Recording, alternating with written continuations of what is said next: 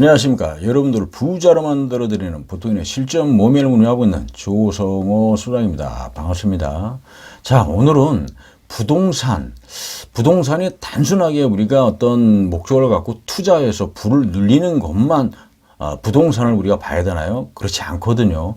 부동산이라는 자체는 우리가 평생을 살아가는 데 있어서 우리하고 같이 가는, 그냥 같이 걸어가서 평생을 마무리까지 짓는 게 바로 부동산입니다.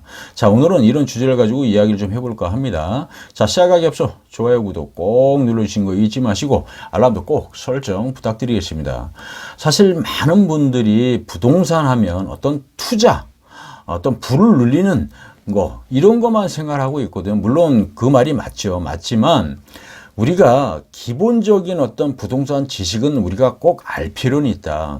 이런 부분들을 몰라서 사소한 어떤 기본적인 어떤 지식도 없어서 우리가 손해보고 돈 날리는 경우들도 많이 있거든요. 자, 우리가 하나 예를 들면 경매 같은 경우 어떻습니까? 집이 경매가 넘어가게 되면 그 안에 이제 세입자들이 이제 뭐 보상을 좀 받을 수 있는 부분들도 있고 돈을 다 전액 손해 안 보시는 분들도 있지만 기본적인 것들도 몰라서 내가 전세금이라든지 이런 부분들을 사실 많이 날리는 경우들도 우리가 많이 보지 않습니까? 근데 이런 것들도 마찬가지예요. 아주 미비한 어떤 그 부동산 지식을 우리가 모르다 보니까 그냥 단순하게 그냥 이런 것들을 계약서를 작성을 하고 뭔가를 조치를 취하지 못하고 손해를 보는 거거든요. 뭐 경매뿐만인가요? 전세금, 우리가 이제 전세 들어가는 경우들도 마찬가지입니다. 그냥 뭐 대충 뭐 부동산에서 얘기하는 것만 듣고 그냥 뭐 받아쓰기 형식으로 해서 여기다 사인하셔 2장 찍고 뭐 이거 끝이거든요. 그러고서 어떤 조치를 우리가 취해야 되는지도 잘 모르고 그러다 보니까 어쨌든 이 전세금에 대한 어떤 손실 여러 가지들을 우리가 좀 볼 수가 있는 경우들도 많이 있어요. 최근에도 뭐 뉴스에 나오지 않았습니까? 어쨌든 그 다량의 어떤 그 건물들을 가지고 소유하면서 거기에 대해서 전세금을 받아서 결국은 지급을 못하고 도망하는 경우도 많이 있지 않습니까? 그런 경우도 마찬가지입니다. 내가 기본적인 것들을 확실하게 따지고 이런 것들을 봤을 때 이 건물에 내가 과연 들어가서 이 내 돈을 만약에 문제가 생겼을 때 받을 수 있을까? 그럼 이 건물의 대출은 얼마가 있는지 이런 것들이 있을 때는 내가 어떤 것들을 조심해야 되는지 이런 것들을 사실 우리가 좀 그래도 기본적으로 좀 알고 있어야 되거든요. 그렇지 않다 보니까 그런 부분에 대한 걸 손해를 보는 겁니다.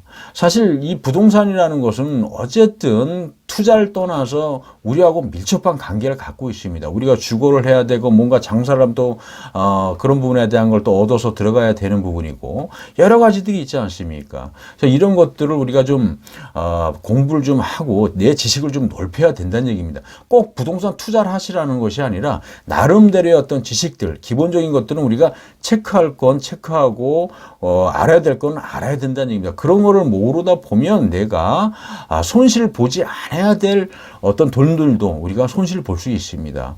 사실 전세금이 전 재산일 수도 있는데 예를 들어서 30%만 돌려받을 수 있고 70%는 못 받는다라고 하면 얼마나 억울합니까?